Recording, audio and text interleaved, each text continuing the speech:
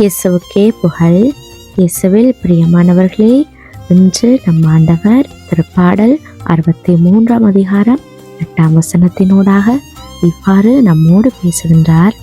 நான் உம்மை உறுதியாக பற்றி கொண்டேன், உமது வழக்கை என்னை இறுக பிடித்துள்ளது. இந்த புதிய நாளை ஆண்டவர் நமக்கு கொடுத்திருக்கிறார். இன்று நாங்கள் சந்திக்க போகும் சவால்கள் என்னவென்று நமக்கு தெரியாது.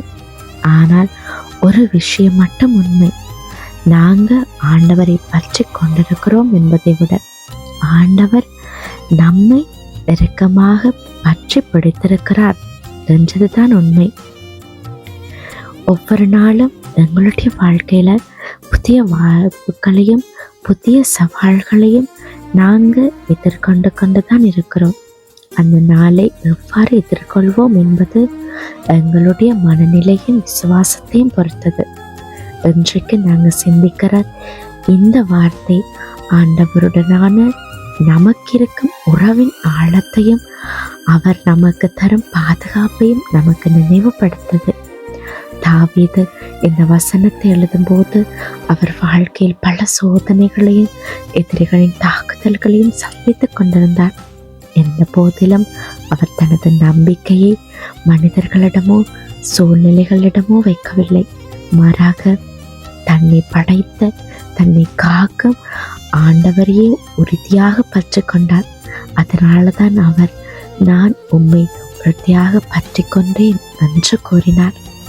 ஆனால் இந்த வசனம் நமக்கு அடுத்த வரையில் சொல்லுவது, இந்த வழக்கை என் அதிகமாக பற்றி பிடித்ததென்று.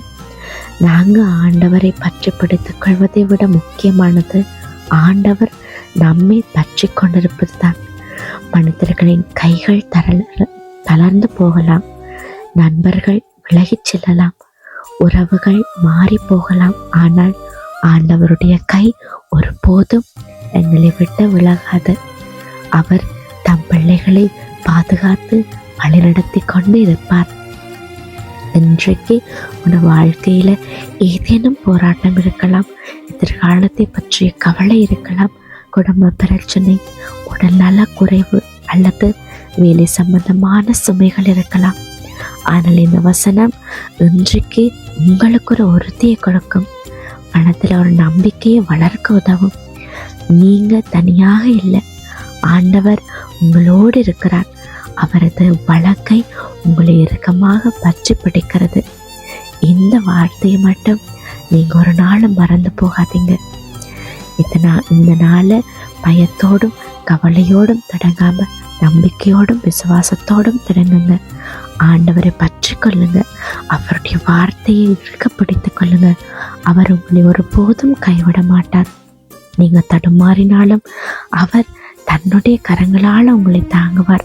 நீங்க பலவீனமானாலும் அவர் உங்களை பலப்படுத்துவார். நீங்க கலங்கினாலும் அவர் சமாதானம் அளிப்பார். இன்றைய நாளில் நீங்க சந்தோஷமாக இருங்க. ஆண்டவரை பற்றி கொண்டு அவருடைய வார்த்தையை பின்பற்றி அவருக்கு உகந்த வாழ்க்கை வாழுங்க. ஆண்டவர் உங்களோடு உங்களோட குடும்பத்தோடும் என்றென்றும் இருந்து அவருடைய அன்பும் பாதுகாப்பும் உங்கள் ஒவ்வொருவரையும் ஆண்டு வழி நடத்தட்டும். ஆமேன்.